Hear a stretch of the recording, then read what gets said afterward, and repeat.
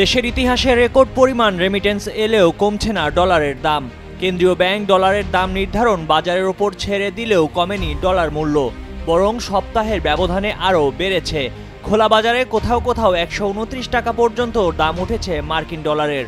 Remittance প্রবাহ বাড়লেও অতিরিক্ত চাহিদা পূরণ করতে পারছে না ব্যাংকগুলো। বাংলাদেশ ব্যাংক সার্কুলারের মাধ্যমে ডলারের দাম বাজারের ওপর ছেড়ে দেয়। গত 1 জানুয়ারি এই সিদ্ধান্ত কার্যকর হয়। ওই সিদ্ধান্তে ব্যাংক ও গ্রাহক আলোচনার মাধ্যমে ডলারের দাম নির্ধারণ করবে।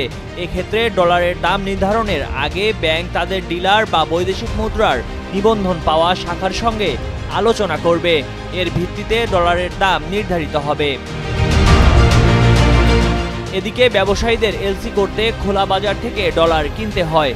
ফলে ব্যাংকগুলো বাইরে থেকে ডলার কিনছে। 120 টাকা ডলার দর আন্তঃব্যাংকিংয়ে 122 টাকা দরে বিক্রি করার সিদ্ধান্ত হয়েছে। রমজান মাস সামনে রেখে বিভিন্ন খাদ্যপণ্য আমদানির জন্য যখন এলসির পরিমাণ বেড়েছে, তখন প্রয়োজনীয় পণ্য আমদানির কারণে বাজারে বেড়েছে ডলারের চাহিদা, এমনটি বলছেন সংশ্লিষ্টরা।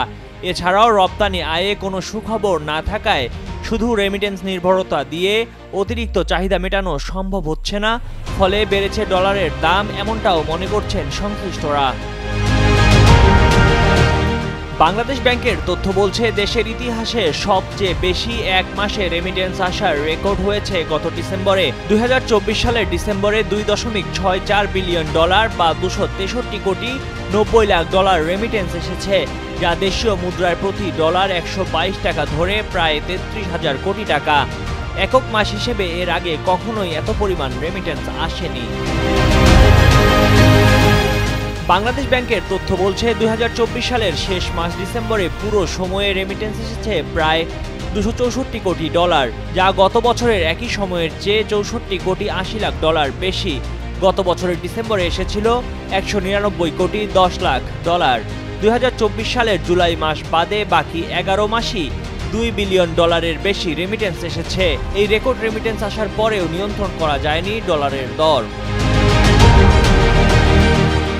ব্যাংকগুলো ডলার কেনা ও বেচা দুই ক্ষেত্রেই দাম বাড়িয়েছে। এখন ব্যাংকগুলো আমদানি, বকেয়া ঋণ পরিশোধ সহ অন্যান্য খাতে গ্রাহকদের কাছে প্রতি ডলার বিক্রি করবে সর্বোচ্চ 122 টাকা দরে। গত সপ্তাহে প্রায় সব ব্যাংক 122 টাকা দরে ডলার বিক্রি করেছে। কেন্দ্রীয় ব্যাংক রেমিটেন্স কেনার দর আগেই সর্বোচ্চ 123 টাকা নির্ধারণ করে দিয়েছে, যে কারণে আমদানিতেও ডলারের দাম 124 টাকা ছিল। যেসব ব্যাংক বেশি দামে রেমিটেন্স কিনেছে তারা এখনও বাড়তি দামে আমদানিতে ডলার বিক্রি করছে। ব্যাংকে ডলারের দাম বাড়ায় মানি এক্সচেঞ্জগুলোতে এর দাম বাড়ছে। এসব প্রতিষ্ঠান সর্বোচ্চ 123 টাকা করে ডলার বিক্রি করতে পারবে। তবে খোলা বাজারে এর দাম বেড়ে 128 টাকায় উঠেছে। গত বৃহস্পতিবার 129 করেও বিক্রি হতে দেখা গেছে।